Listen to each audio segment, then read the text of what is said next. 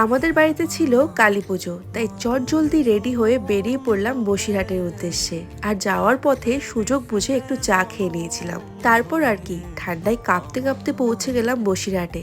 দেখো আমাদের বাড়িটাকে লাইট দিয়ে কি সুন্দর সাজানো হয়েছে।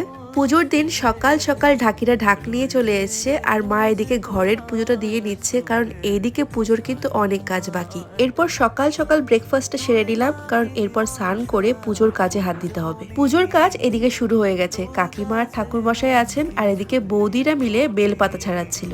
দুপুরবেলা পাড়ার মন্দিরে পুজো দেওয়ার পরে সন্ধ্যার দিকে চলে আসলো আমাদের বাড়িতে মা।